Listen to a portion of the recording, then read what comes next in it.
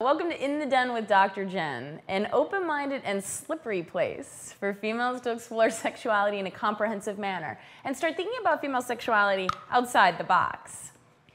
Now, if you've seen sessions 70, 72, and 80, you know that I met some amazing folks when I was in Las Vegas for the International Lingerie Show last fall. And this is the final interview from that field trip with Dean Elliott of Sliquid Lubricants. I'm a huge fan of his products and the stand that he takes for female sexual pleasure and health. Hey, we're in Las Vegas at the Rio for the International Lingerie Conference, and I am here with Dean. So Dean, could you please tell us who you are and what you do? Well, you just said it. I'm Dean. I'm Dean from Sliquid, and we are a women-friendly lotions and potions company. We do lubes, washes, shave formulas. Yeah, that pretty much covers it right there. And so how long have you been around? Well, we've been around since March of 2002, but we've been on shelves only since January of 2004. And how's it going? It's going very well. Thanks for asking. Okay, so you specifically on your website say that you provide products that are formulated by sensitive women for sensible women. Can you explain that? Well, my wife, who was not my wife at the time, and I were experimenting with other lubricants on the market, and she had some sensitivities to those lubricants. Not so much me on my end, because you know we can pretty much as men we can use anything, but she was having problems, and we weren't sure what the problem was, so we had to kind of break it down. And we realized that glycerin started to kind of appear in newsletters and articles, and not in such a great light. So we thought, okay, well, let's start with finding a glycerin-free alternative. And at that point, there were only one or two on the market. So we did that. We formulated a glycerin-free version of a well-known personal lubricant, and it actually worked wonders.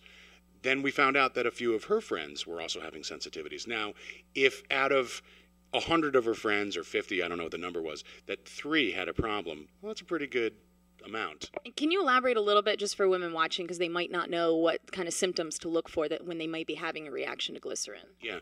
Well, the number one would be urinary tract infections. And, well, I don't want to say that's number one. I'd say it's probably half urinary tract infections due to the shift in the pH balance, or yeast infections, bacterial infections. So it's one of the two. And, you know, sometimes they'll be very mild, and sometimes they'll be much more severe. So it can really kind of range depending on the woman. There are many women, majority of women, who don't have problems with glycerin at all. So, yeah.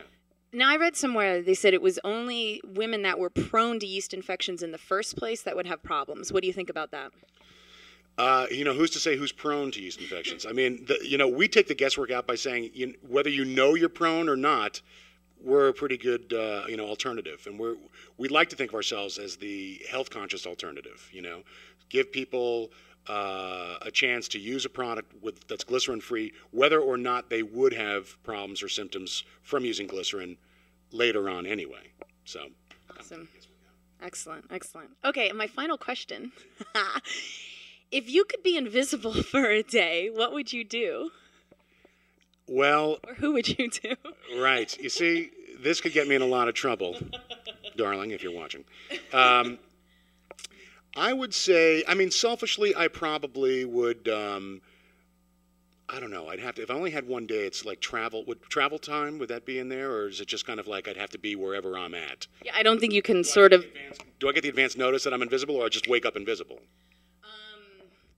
I guess you could have it either way, but I don't think you can sort of, you know, span time and distance or something magically. That's not part of it. Yeah, so I'd have to find like probably the closest outlet to me would be like the Dallas Cowboys cheerleaders or something like that.